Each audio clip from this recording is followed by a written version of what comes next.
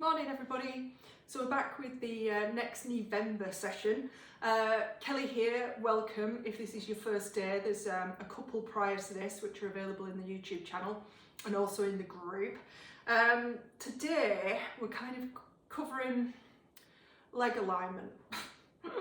And it's important, but it's also a little bit tricky to get across on video. You know, if I've got somebody in front of me whose knees I'm working on, I can get them in front of a mirror and I can kind of show them where their body is in space. But when you're looking at yourself in a mirror, without any assistance, without anybody with eyes on, it can be a bit tricky to see because it's kind of subtle, right? So it is where it is. If you, you're more than welcome to get in touch. If you're in the private Facebook group even for Kneevember and you're brave enough, by all means get somebody to take a picture of you from the side, like I'm going to show you from the side, and post it in the group and I'll have a look if you want me to kind of show you what I mean.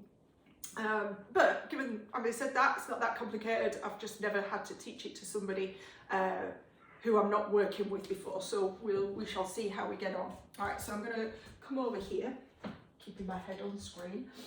So you're going to turn on the side.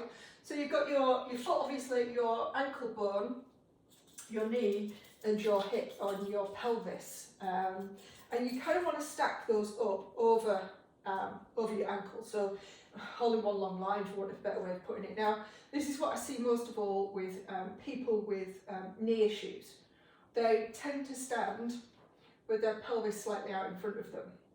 Now, if I try and get my legs on this white background here, you should be able to see. So that's me with a vertical leg, right? So my ankle bone, my knee and my hip, all in one long line, and my pelvis is sat over those points vertically, right? If I shift my pelvis forward, my leg is no longer vertical.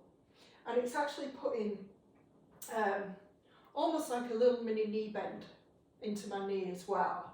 So as I shift forward, I will tend to kind of either lock my knees out and back, which lifts the kneecaps, or I'll put a tiny bend in the knee, which means I can't wiggle the kneecaps. So if we go back to what we were talking about yesterday, which was, can you make your kneecaps dance? But more importantly, can you let them relax?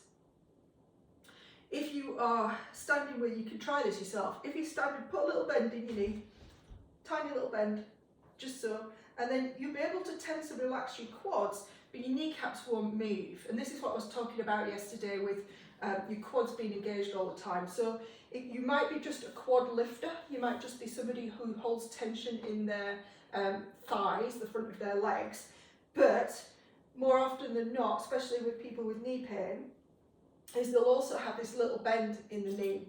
And we're going to cover why we get the bend in the knee, which is all down to muscle imbalances, tension and muscle imbalances. If you've got a little bend in the knee, your kneecaps won't wiggle, and you will also tend to have this kind of tendency to lead with your pelvis. So I don't know if you can see, as I shift out of vertical alignment, I'm putting a little tiny bend in the knee, and my pelvis is no longer sat over my ankles and knees. I'm trying my best to demonstrate that for you. So you find yourself here instead of here. And my favourite quote is, if in doubt, stick your ass out, right? Because it kind of feels like you might have been taught over the years that tucking your tail under is an option. And you could try that as well. I mean, just try these kind of movements, play with it. You know, when you tuck your tail under, it will invariably give you a slight knee bend. And like I was talking about yesterday, if you've got a slight knee bend, it means your calves, these are not your calves, your quads, the front of your thigh muscles. This is the furry apprentice, by the way, if you've not met her before. She's my helper, my furry helper.